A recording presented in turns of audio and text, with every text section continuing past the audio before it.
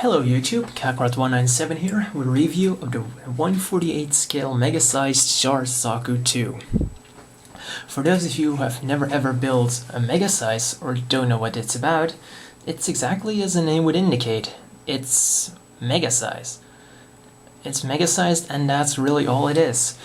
The articulation is more on par with a 144 high grade, and actually quite an early high grade, rather than what you would expect, like something amongst the lines of maybe even a perfect grade.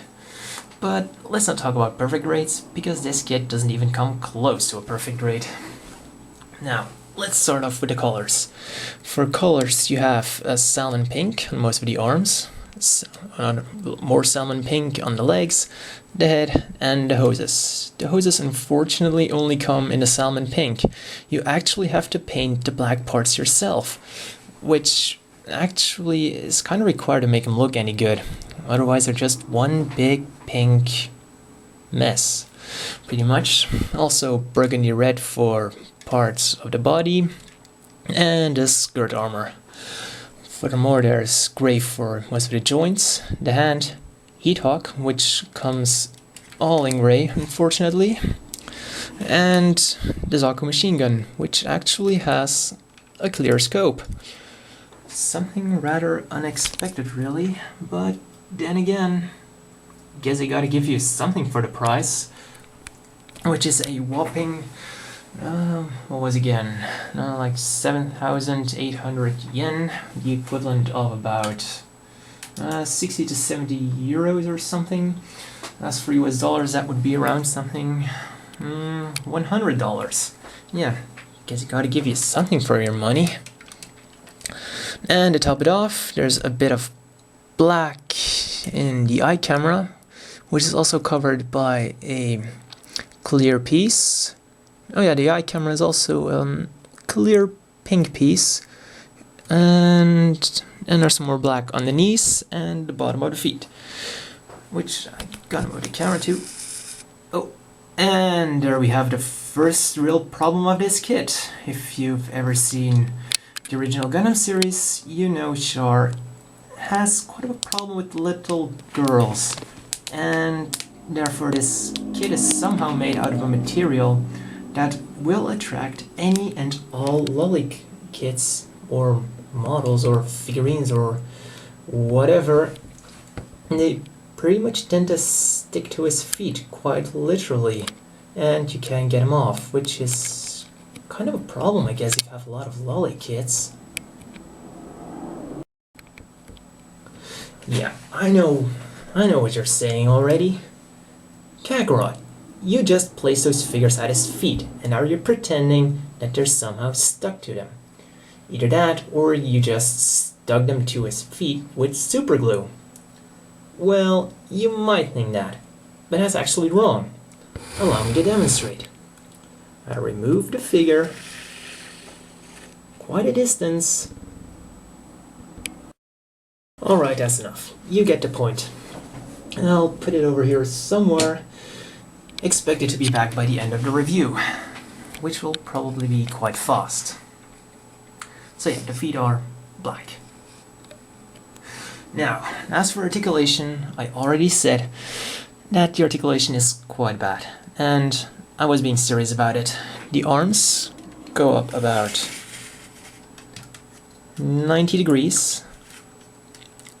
Nothing further, it's on one joint only. Really bad for this size. I mean, they could have easily given you a double joint, making it go up all the way. Yeah, I guess they were too lazy. Arms will go all the way around. And surprisingly, this joint moves up, allowing the arm to go all the way out.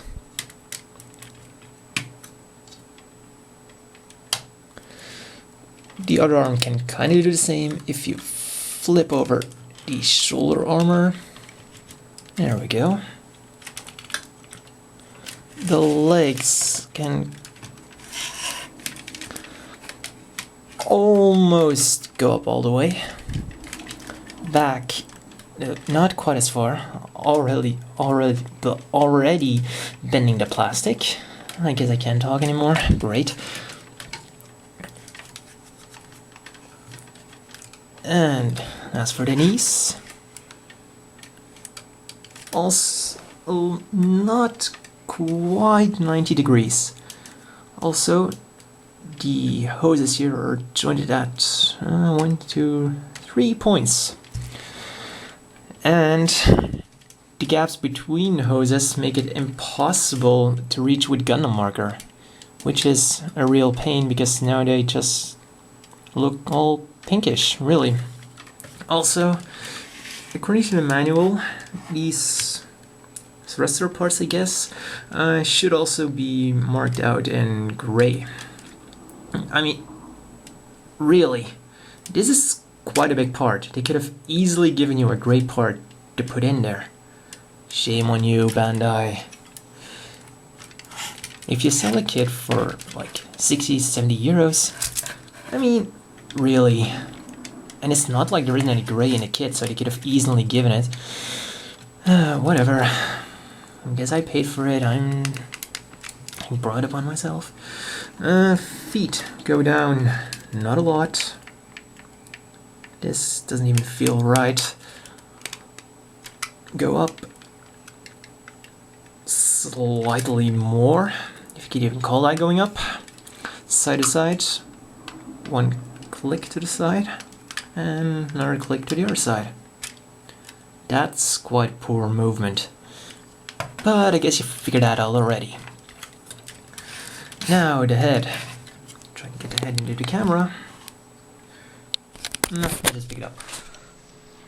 It goes up about that far. Once again, not a lot. And down by about that far, which isn't a lot either. And you mainly get it by extending the joint a bit. When you just put it on the head, it goes like this. You can extend the joint to get more range. It will go all the way around. Surprise, surprise. And some more movement. The handle of the machine gun moves.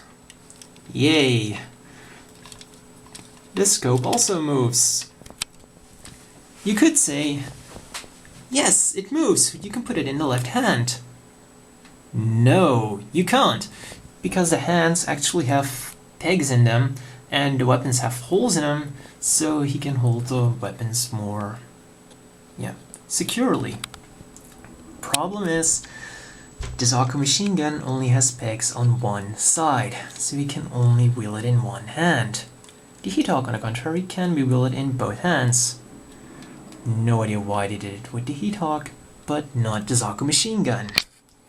Once again, Bandai, there is room for improvement here. Isn't that just great? A rookie modeler giving Bandai advice. I feel so good about myself now. He lied. Also, this can be kind of removed, I guess, if you want to do some modifications and glue it on here to make it look like he has a spare clip. If you somehow want to buy more of these. Also, the head has a nice little mechanism to move the eye.